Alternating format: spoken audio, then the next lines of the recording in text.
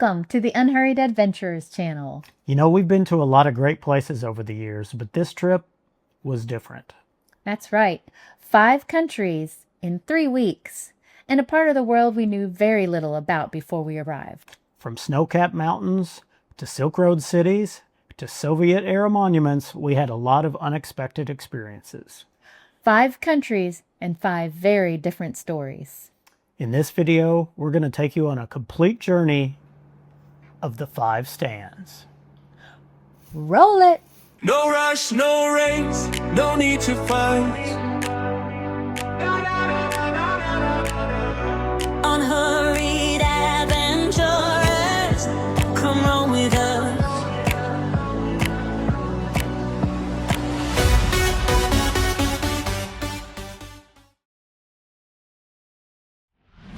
We flew into the capital city of Bishkek. After getting a few hours sleep after an early morning arrival, we first went to the central mosque. This mosque was designed to mimic the style of the Hagia Sophia in Istanbul, Turkey.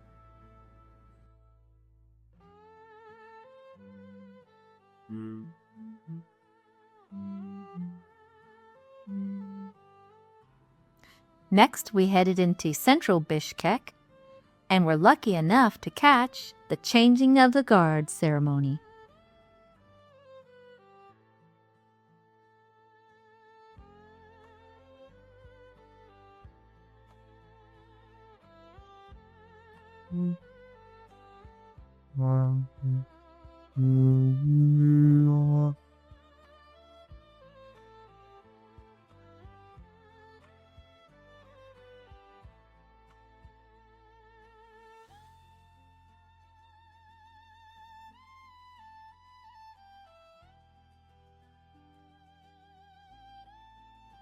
We also saw the Presidential Administration Building, known as Kyrgyzstan's White House. We also tried Maxim, which is a non-alcoholic fermented grain beverage that was located everywhere in the city. We rounded out our brief time in Bishkek, catching a view of the Lenin statue. The next day, we left Bishkek and headed to Barana Tower. The tower dates back to the 11th century. It formerly was a minaret in the lost city of Balasagun, an important stop on the Silk Road.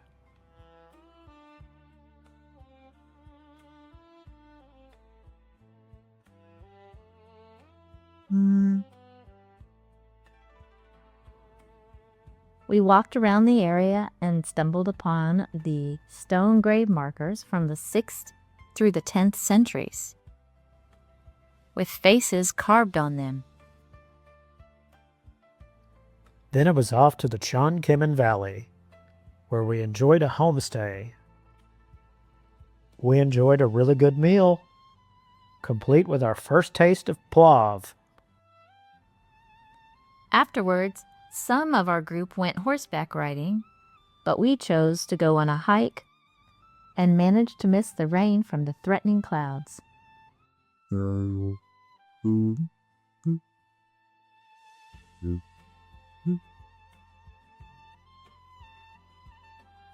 We then walked through the local village. We had a lot of interest from locals.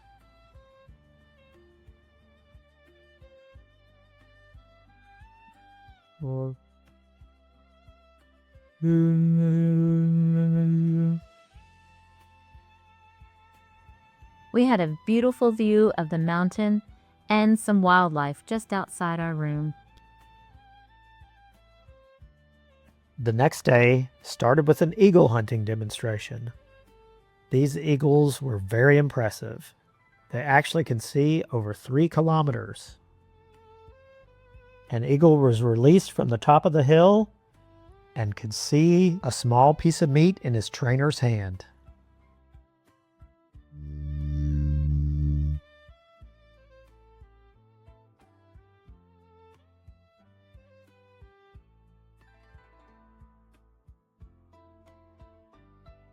They also demonstrated how an eagle can catch a running fox. although they just used the skin of a fox.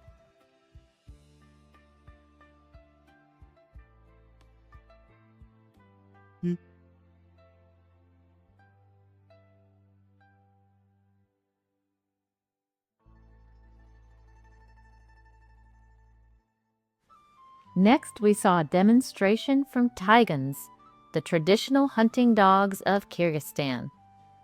For centuries, they've worked alongside golden eagles, forming one of the world's most unique hunting partnerships.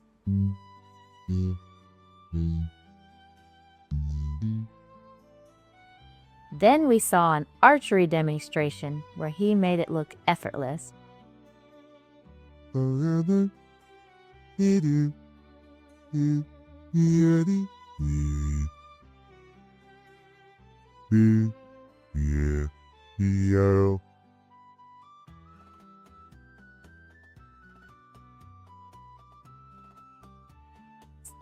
And then afterwards, the whole group got to try their hand at it.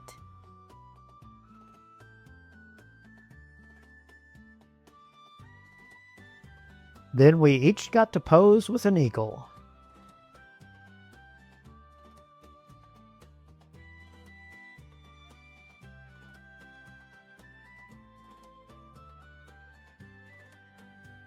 Nearby, we walked through a very unique cemetery.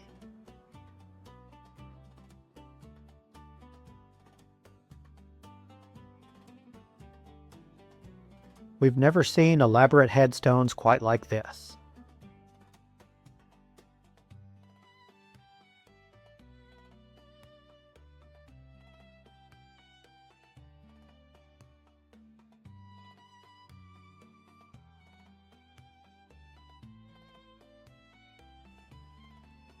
Next, it was off to Izikul Lake, the second largest alpine lake.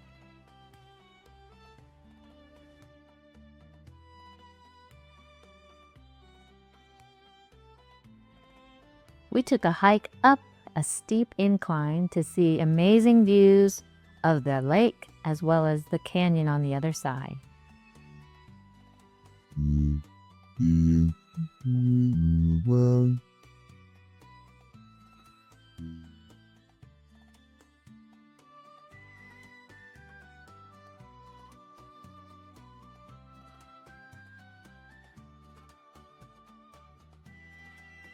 That night, we stayed at the Field Nomad Yurt Camp. I had to say bye to Tessa because the yurt camp was divided by sexes. We each stayed in a yurt with 3 other people from our tour.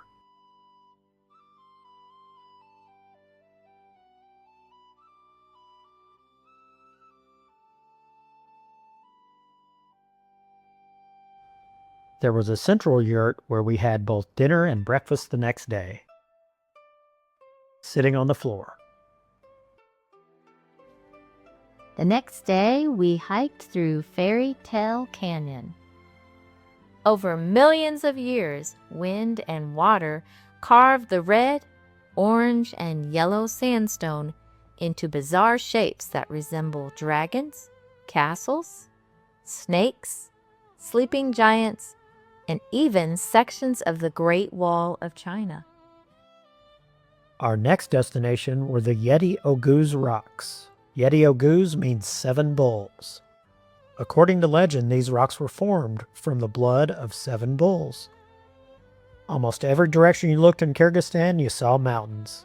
And it's no wonder, the country is almost 90% mountainous.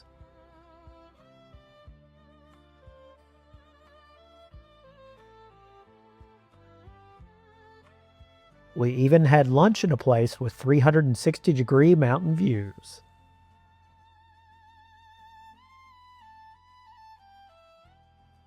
Nearby Yeti Oguz, we saw the famous Broken Heart Rocks, named for their resemblance to a broken heart. We also stopped nearby at a Soviet War memorial.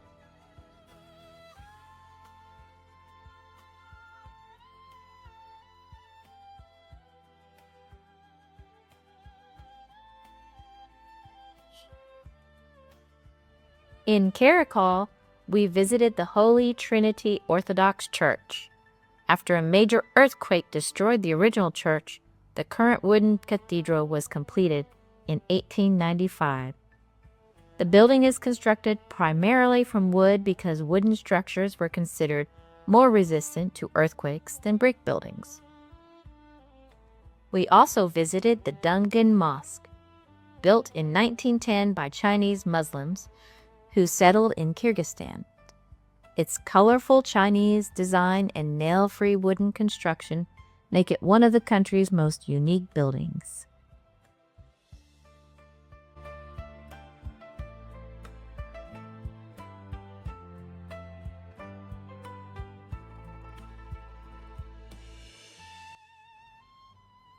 In Karakol, we also picked up our first piece of delicious naan bread.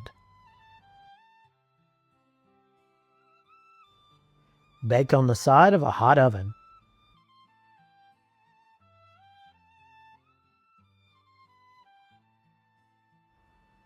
Karakol was also the site of our second homestay.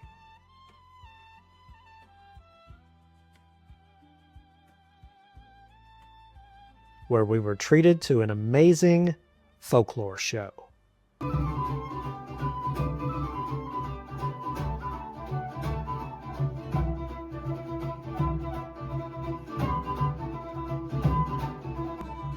Obesitte aikoulukia, oulujakkat noitan syvyrit ja rotilla altoi piru.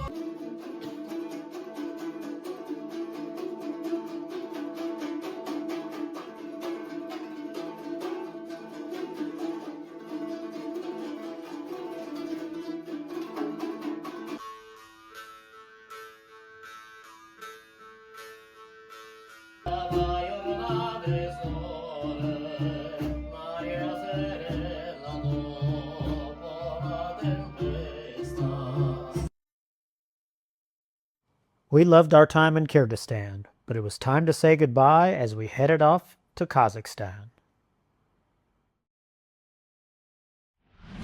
Our first stop in Kazakhstan was Charin Canyon, often called the Grand Canyon of Central Asia.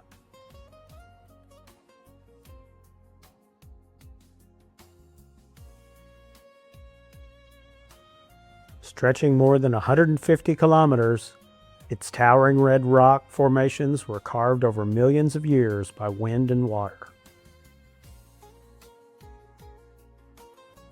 There are two main ways to experience Charin Canyon: a rim walk with sweeping views from above, or a hike down through the Valley of Castles to the Charin River at the canyon floor.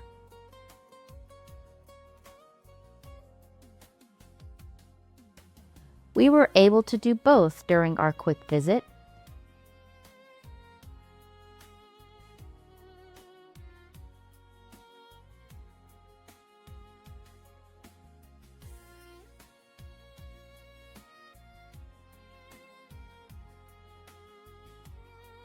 Just make sure and wear sun protection and bring plenty of water.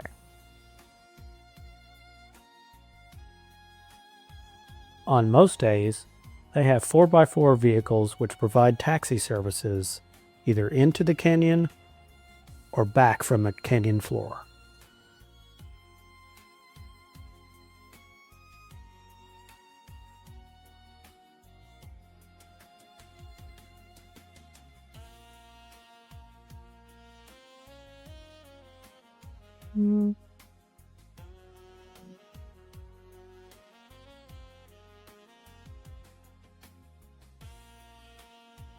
Kazakhstan is the 9th largest country in the world, but with only about 20 million people, it's also one of the least densely populated.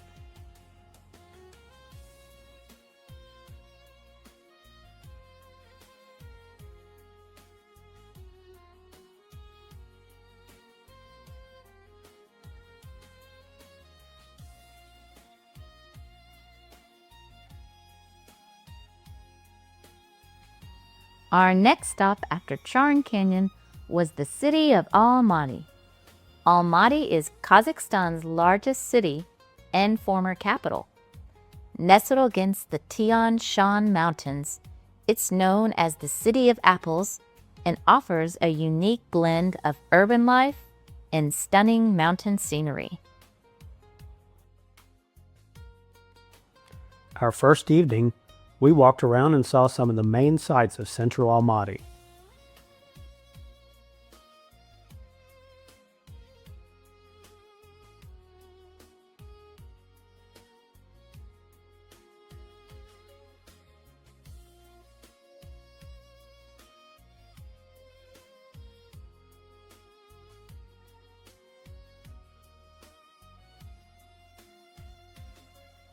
We then took a ride on the Almaty Metro. Opened in 2011, Almaty's Metro is Kazakhstan's only subway system and is famous for its beautiful stations decorated with local art and cultural themes.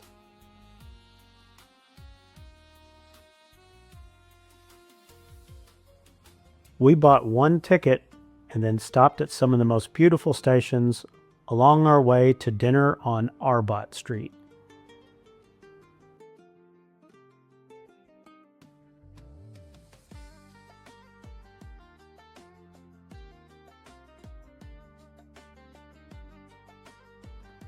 This pedestrian street is one of Almaty's most popular gathering spots, filled with cafes, shops, street art, and live entertainment.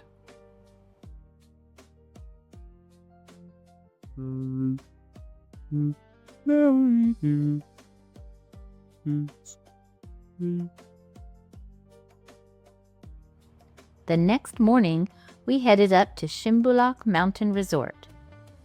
Getting to the summit required 3 gondola rides, each taking us higher into the Tian Shan Mountains. It was a hot day down in Almaty, but by the time we reached the top, we were surrounded by patches of snow, a reminder of just how high we'd climbed.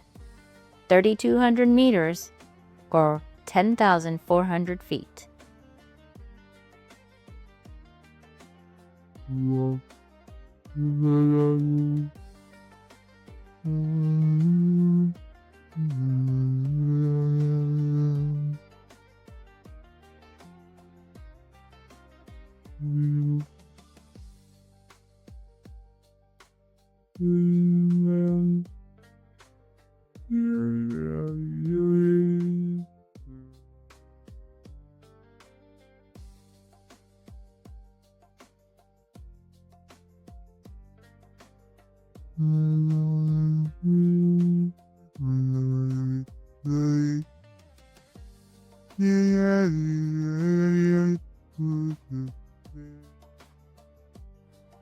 Next up was Panfilov Park, home of the Museum of Kazakh Musical Instruments, showcasing traditional instruments of Kazakhstan.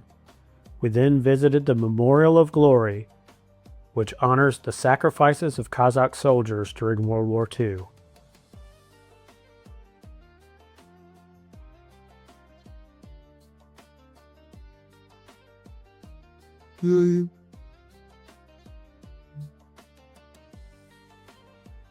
Finally, we explored the Ascension Cathedral, one of the world's tallest wooden churches. Its brightly colored exterior stands out among the trees.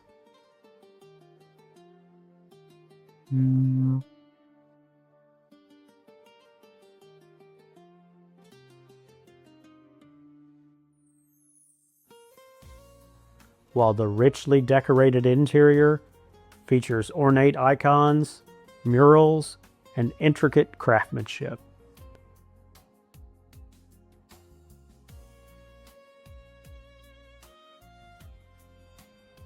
It truly was a beautiful church.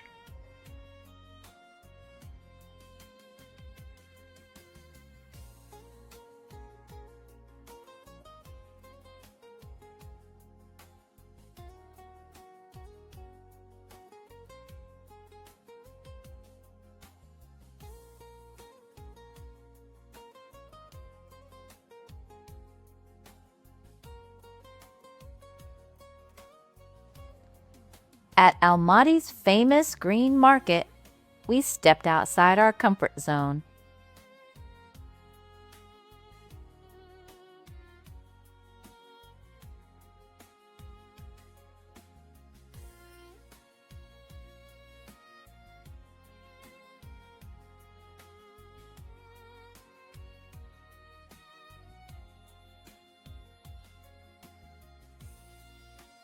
And tried horse milk, camel milk, and horse sausage.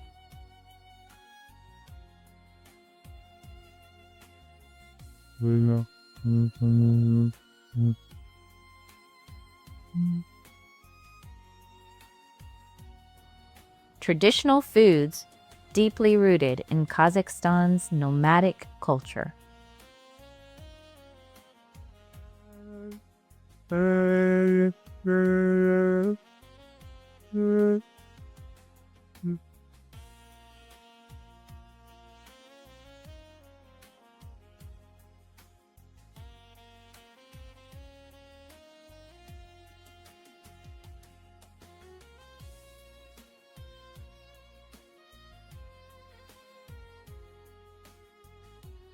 Near the Green Market sits the Rahat Chocolate Factory.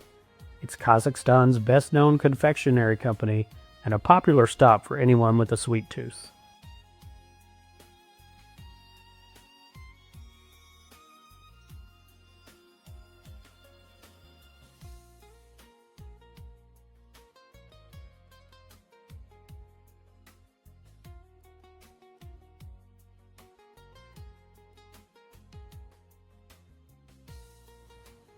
We wrapped up our time in Almaty with a visit to Koktobe, a hilltop park overlooking the city, reached by a rather expensive cable car, which offers some of the best views in Kazakhstan.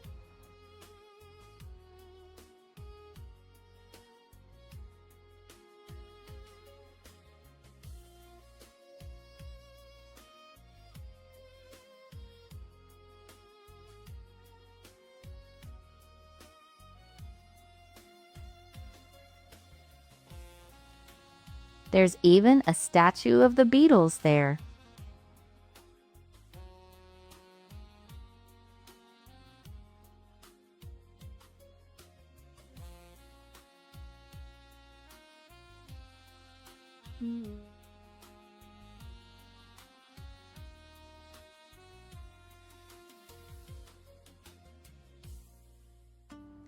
To end the day, we had dinner at Navat.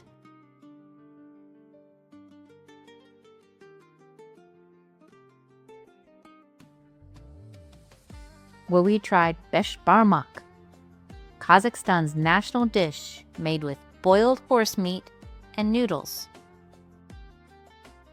We enjoyed our brief time in Kazakhstan, but it was time to board a flight and head to Dushanbe, Tajikistan, which would be my 100th country. We flew into the capital city of Tajikistan, Dushanbe. As country number 100 for me, Tajikistan felt like a fitting milestone, known for its dramatic mountain landscapes and rich Persian heritage.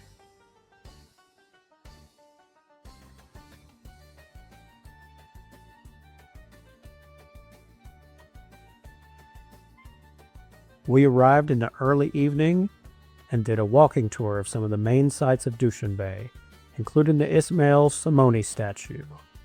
Somoni was founder of the first Tajik state and a national hero. As we explored Dushanbe and then later the rest of the country, one thing became impossible to miss. President Emomali Rahman seemed to be everywhere.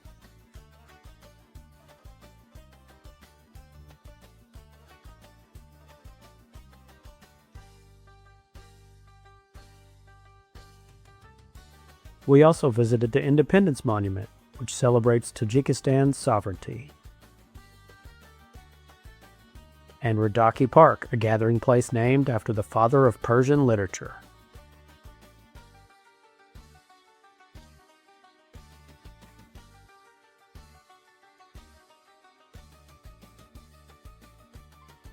From a distance, we spotted both Tajikistan's parliament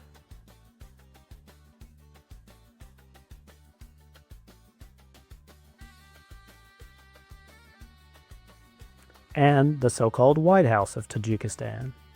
One thing you could see from almost everywhere was Dushanbe's flagpole, once the highest in the world.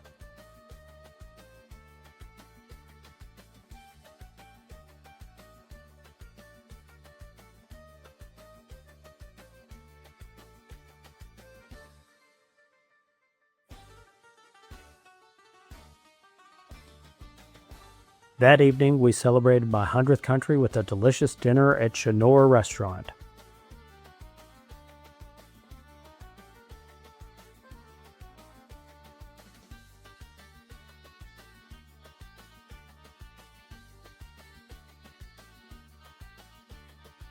Two other highlights of Dushanbe were visiting the botanical gardens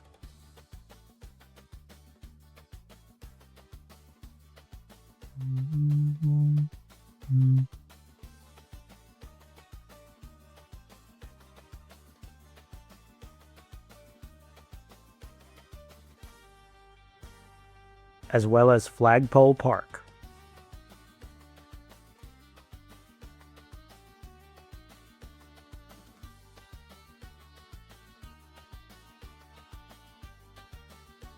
Of course, we had to try Tajikistan's version of naan bread as well.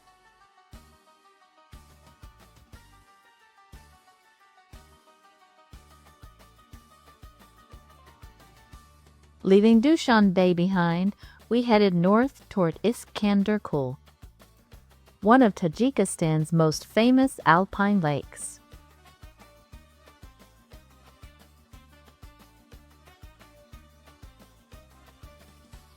The drive offered spectacular mountain scenery and several photo stops along the way.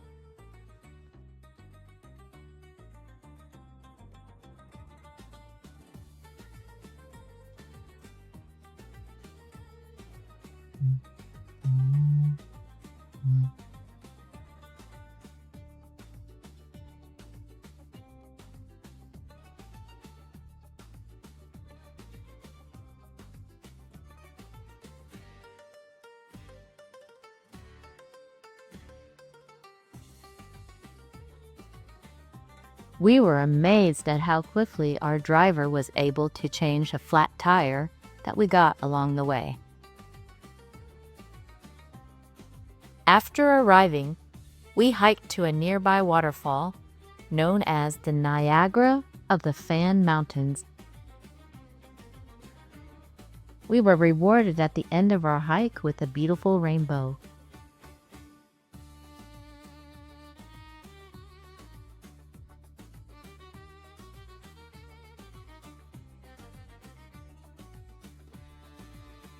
This hike definitely ranks as one of our favorites of the whole trip.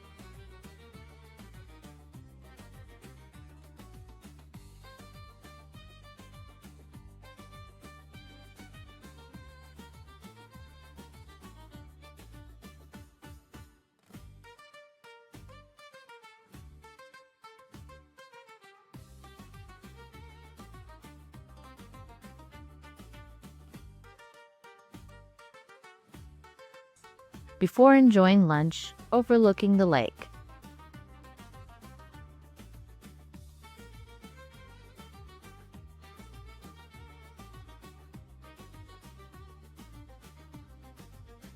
Next, we based ourselves in Panjikent to explore the legendary Seven Lakes.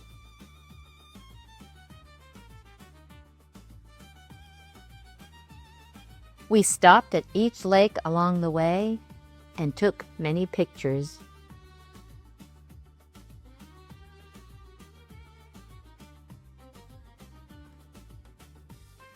We skipped Lake 3 as we would return there for lunch.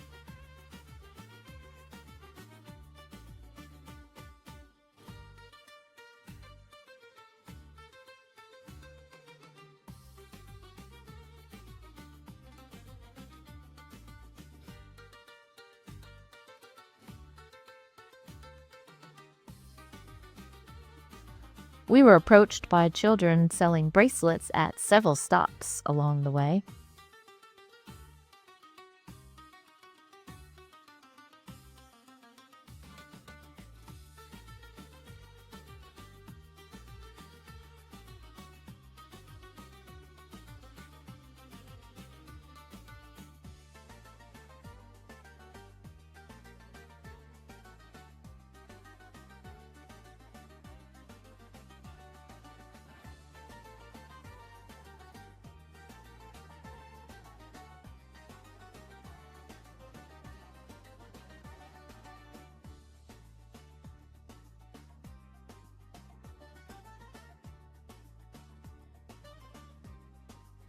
finally at the seventh lake, we took a scenic hike, which was one of the highlights of our whole tour.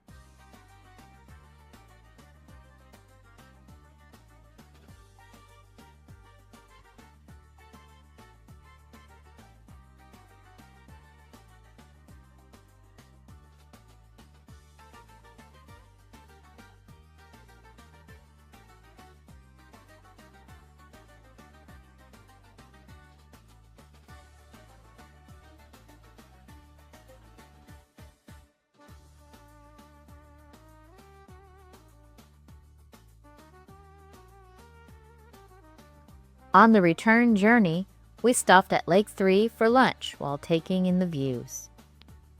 The 7 lakes showcase why Tajikistan is considered one of the most mountainous countries on Earth, with roughly 90% of the country covered by mountain. Our final destination was Kyrgyzstan, one of the oldest cities in Central Asia. We explored the restored Kyrgyzstan fortress. It was absolutely stunning, both during and after sunset.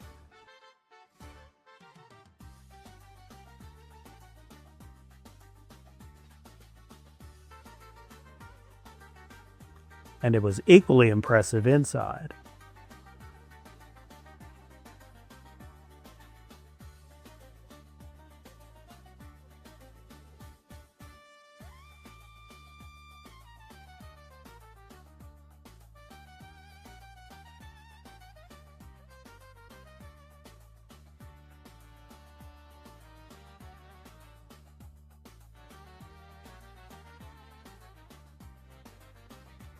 Of course, the president makes an appearance here, too.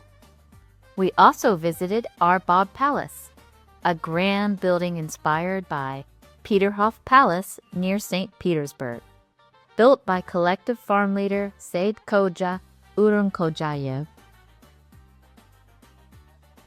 It later became the site where negotiations helped bring an end to Tajikistan's civil war in 1997.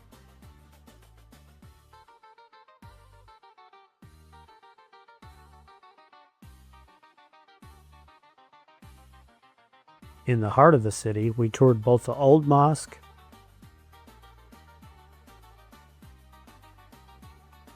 where our guide demonstrated the prayer method,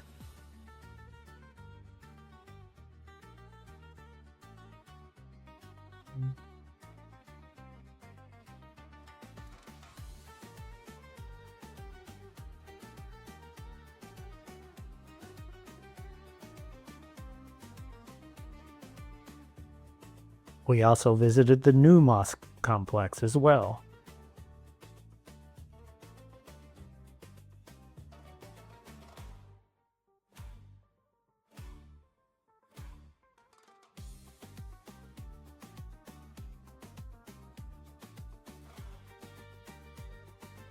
Before wandering around Kyrgyzstan's bustling market.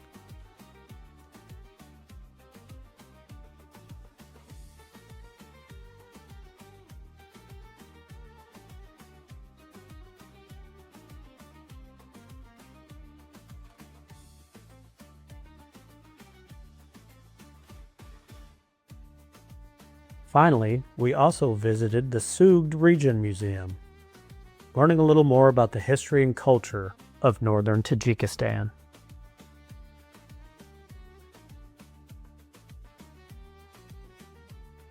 As our time in Tajikistan came to an end, I couldn't help but appreciate what a memorable choice it was for my 100th country. Between the welcoming people, mountain scenery, and fascinating culture, Tajikistan proved to be a milestone destination I'll never forget. Our first stop in Uzbekistan was the city of Tashkent. Tashkent is Uzbekistan's capital, and it's also the largest city in Central Asia with a population of 3.1 million. Tashkent is also where we first experienced the 4 M's of Uzbekistan: mosques, minarets, mausoleums, and madrasas. We didn't get to see the inside, but the outside of the Center for Islamic Civilization was impressive. After a quick lunch stop, We also explored Chorzu Bazaar, where locals shop for fresh bread, spices, fruit, meat, and sweets.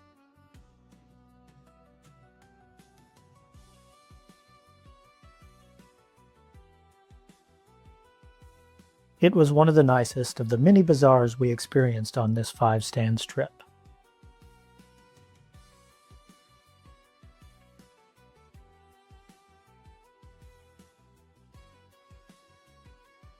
One highlight of Tashkent was riding the metro.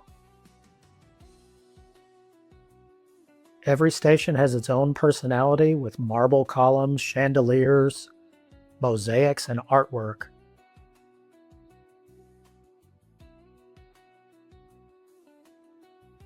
It makes it feel more like a museum than just a metro.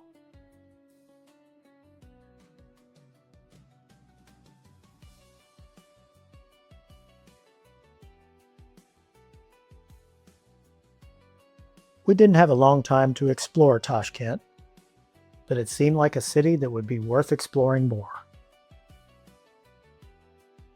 But now it was time to take the train to Samarkand. Samarkand's stunning architecture has helped put Uzbekistan on travelers' wish lists.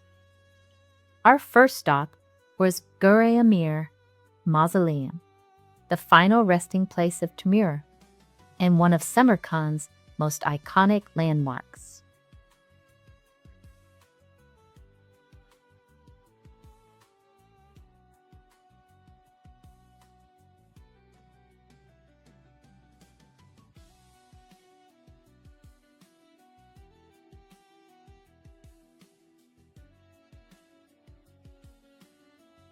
Then we explored Registan Square, once the heart of the Silk Road city where merchants, scholars, and rulers gathered.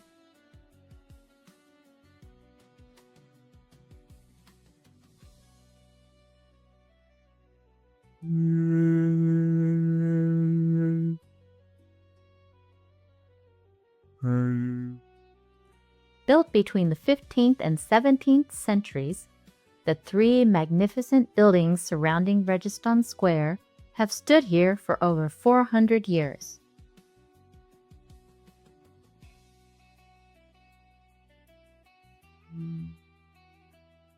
The 3 grand madrasas surrounding the square were once among the finest centers of learning in the Islamic world.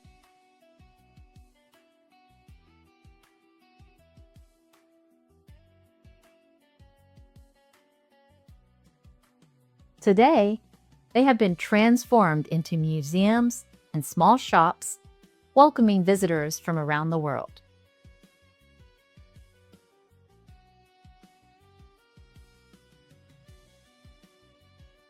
While it's breathtaking during the day,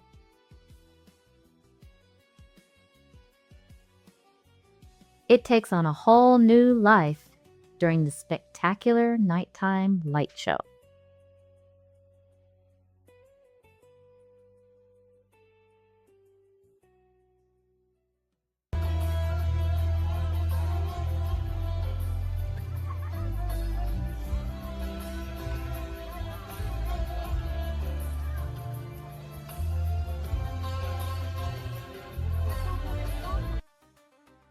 We also visited the Amir Timur Mosque, honoring the legendary ruler who made Samarkand his capital.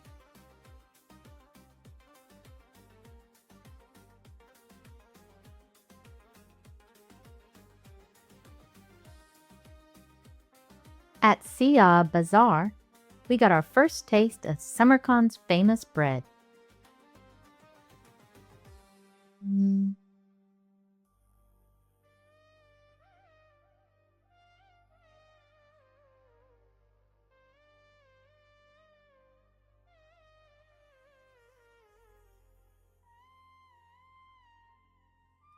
We also made quick stops at Ulagbek Observatory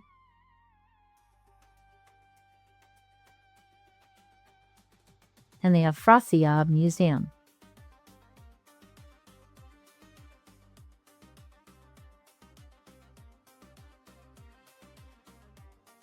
We ended our visit at the beautiful Shah-e-Zinda necropolis.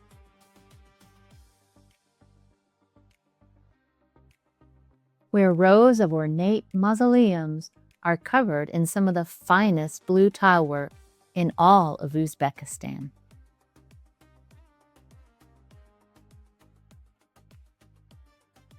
It was time to say goodbye to Samarkand before boarding a late-night train to Bukhara.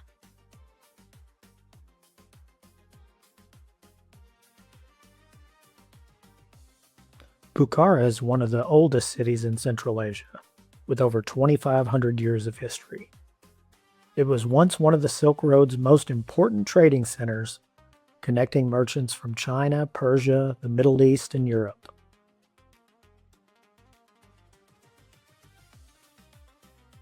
Our guide demonstrated a traditional wooden crib, uniquely designed with a built-in toilet system for babies. Next, we wandered through Bukhara's Central Bazaar, the bustling local market filled with fresh produce, spices, breads, and sweets. It was a great glimpse into everyday life in one of Central Asia's oldest cities.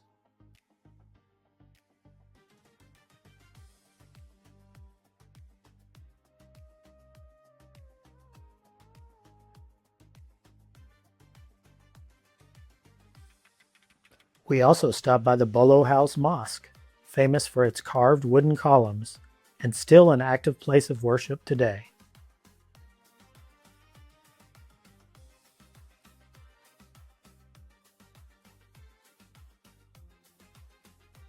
The Ark of Bukhara is the city's ancient fortress and former seat of the emirs.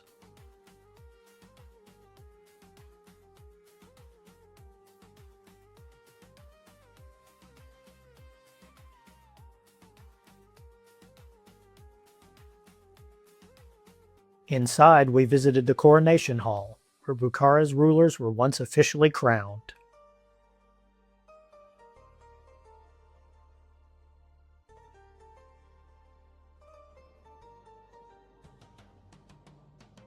Other stops in Bukhara included the Poi Kalyan complex, the religious heart of Bukhara for over 500 years.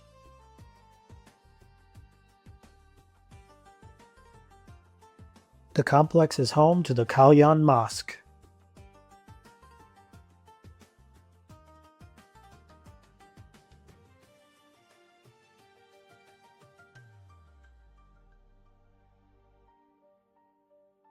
After another quick bite, it was off to the historic Kosh Madrasa Ensemble,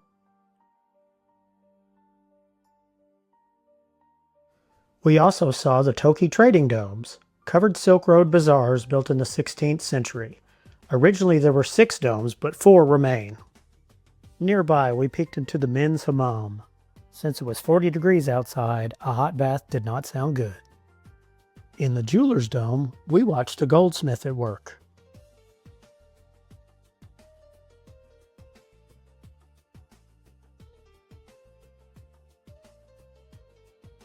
Another stop was the statue of Nesreddin, a legendary folk hero known throughout Central Asia for his clever wit and humorous stories. I just had to buy this Soviet ice cream that I saw, and have a little fun with AI. One of the highlights of our time in Bukhara was a traditional folklore show, complete with dancing, music, and even a little bit of fashion.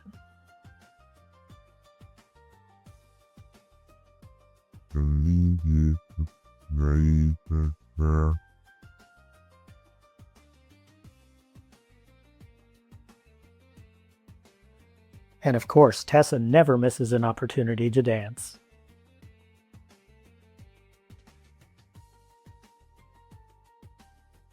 Bukhara was like stepping into a living museum with centuries of history around every corner.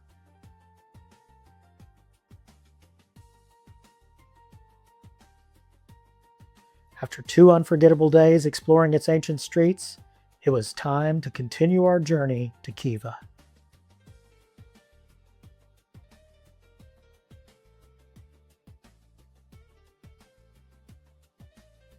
Our final stop in Uzbekistan was the ancient walled city of Khiva, one of the best preserved Silk Road cities in Central Asia.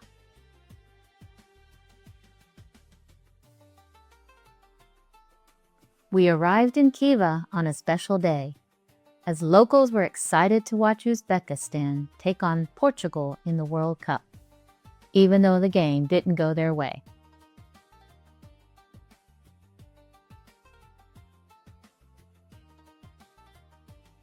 That night, we had a very memorable dinner overlooking the city at a place called Terasa. The next morning, we explored the walled old city, starting with the iconic Kalta Minor minaret,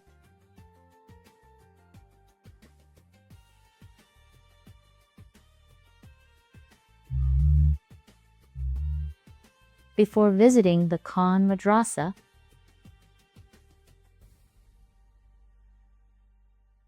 and the beautiful Tash Hali Palace.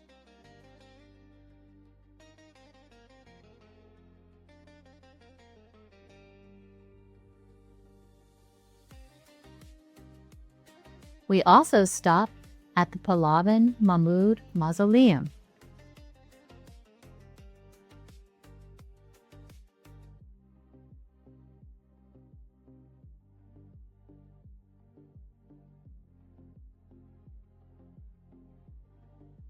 the unique Juma Mosque with its carved wooden columns,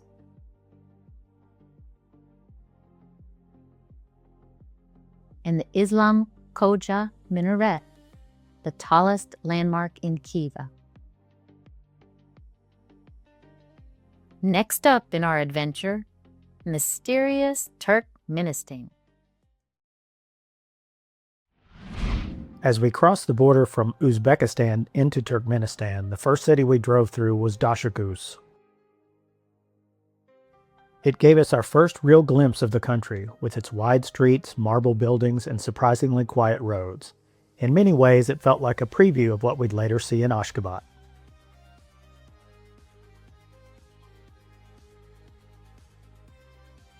We stopped for lunch, and our group were almost the only people in the restaurant, something that would become a recurring theme during our entire time in Turkmenistan.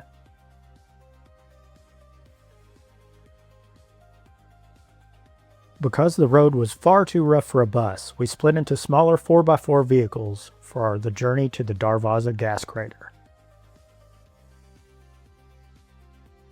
Even then, the trip was quite the adventure. We had one flat tire, and another vehicle overheated before we finally reached one of Turkmenistan's most famous sites.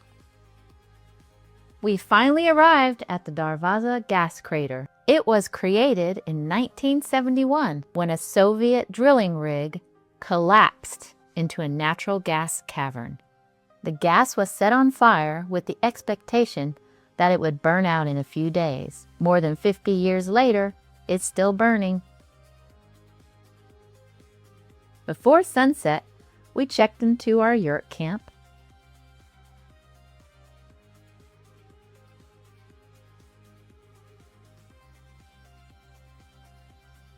Once we got settled in, it was time to have a traditional dinner.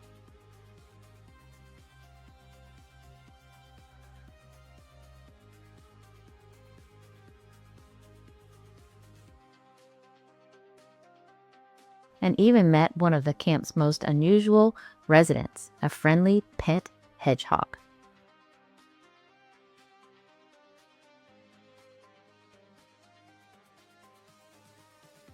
Once night fell, we walked back to the crater, and the transformation was incredible. The glowing flames lit up the desert, making it easy to see why this is Turkmenistan's most famous attraction, and earns the nickname, the Gates of Hell. Ironically, after burning for decades, experts now believe the crater may finally be starting to fade and could eventually go out.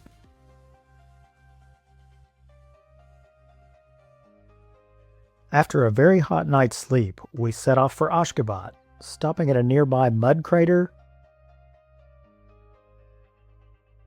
and water crater along the way.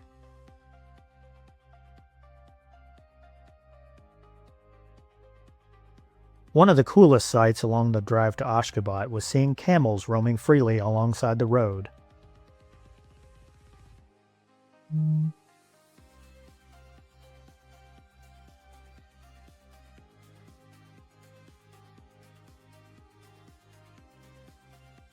They may look wild, but they're actually owned by local herders and allowed to roam over vast stretches of land to graze.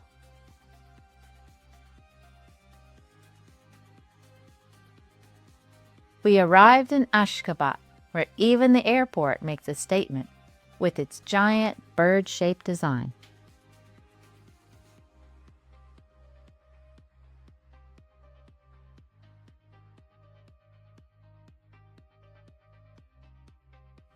We checked into our hotel, complete with portraits of Turkmenistan's current president and first president in the lobby.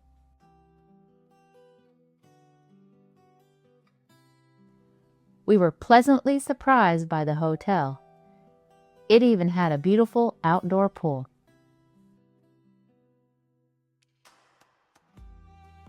Our first stop was an Alkal-Teke horse farm, home to Turkmenistan's legendary national horse, prized for its speed, endurance, and distinctive metallic-looking coat. We had the chance to meet these incredible animals and even sample fresh, hot Turkmen bread straight from the oven.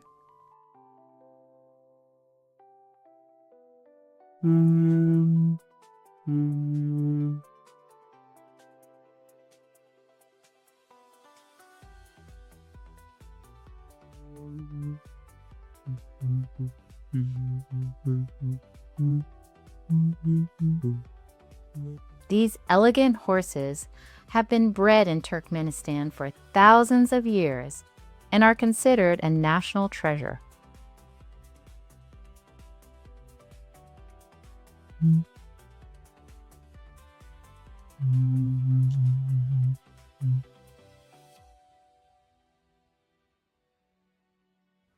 That evening, we experienced a lively folklore show featuring traditional Turkmen music and dancing.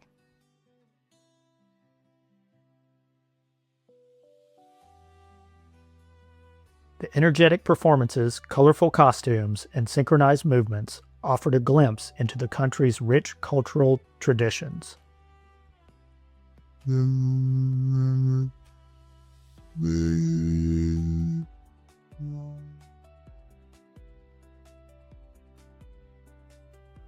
We even got to try on traditional clothing.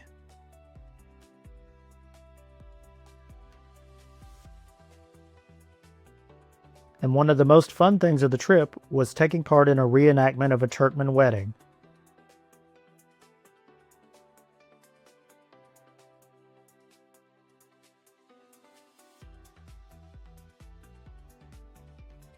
Participating in several traditional wedding dances.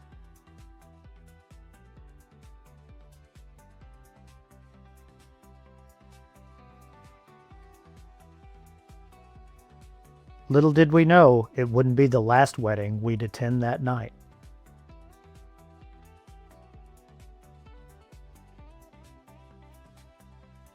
That evening, our guide took us to a panoramic overlook beside Ashgabat's wedding palace, where the city's white marble buildings glowed under the lights.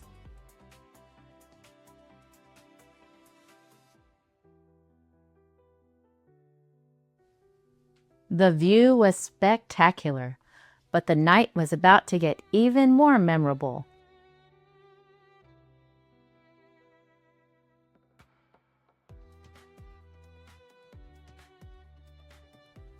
Our guide noticed a wedding reception was underway and managed to get our group invited inside.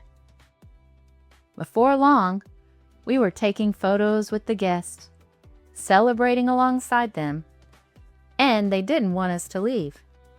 They even invited one member of our group to give a toast. The evening was a once-in-a-lifetime experience. The next morning, we visited the massive Turkmenbashi Ruhai Mosque and the nearby mausoleum of Turkmenistan's first president. This is one of Central Asia's largest mosques, yet no one else was around.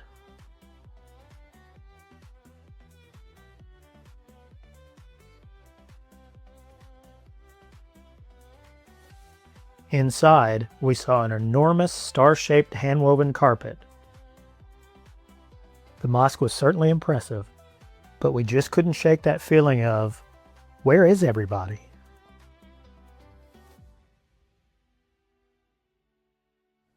Next was the ancient city of Nisa.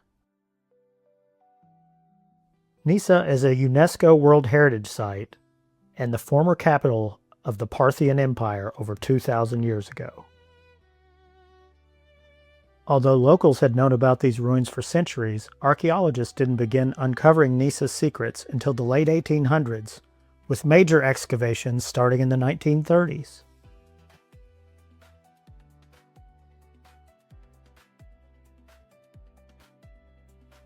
We also stopped at the Halk Haikaidesi Memorial Complex.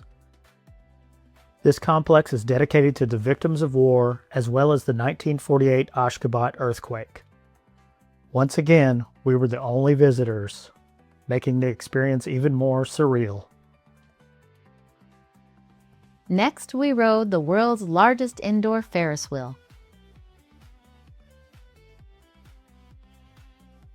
The Ferris wheel stands about 95 meters tall, about 312 feet, and is enclosed inside a giant glass and steel structure.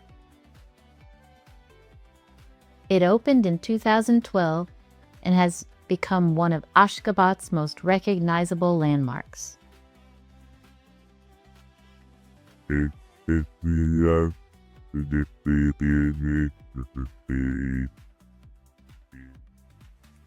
Giving sweeping views over Ashgabat's white marble skyline.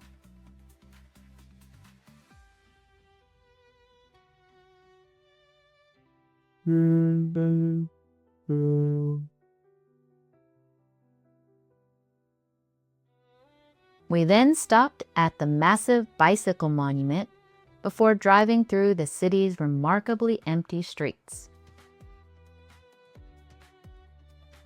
Along the way, we passed giant buildings shaped like a globe and an open book, showing just how over the top Ashgabat's architecture can be. We wrapped up with lunch at a local mall where for one of the first times all trip, we actually saw the local people. We drove past Independence Park's impressive statues,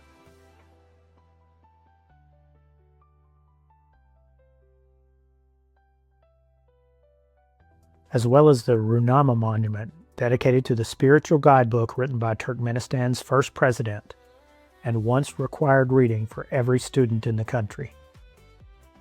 We wrapped up our trip with a farewell dinner at Central Park Restaurant atop the Golden Age shopping mall.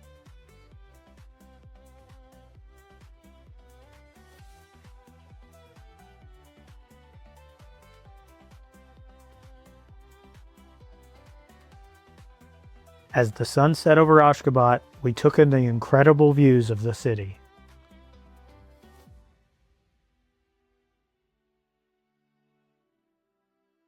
It really was a perfect ending to our visit to this strange, beautiful, and mysterious country.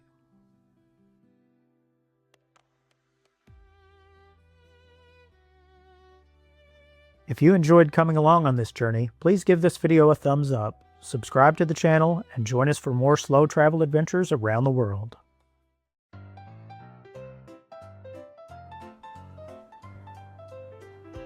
Welcome to the Unhurried.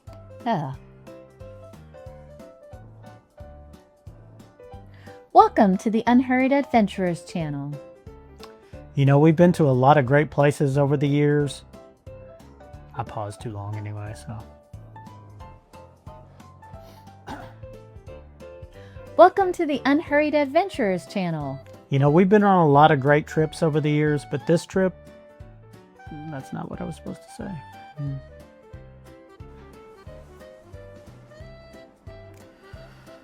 Welcome to the Unhurried Adventurers channel. I breathed right. It's just.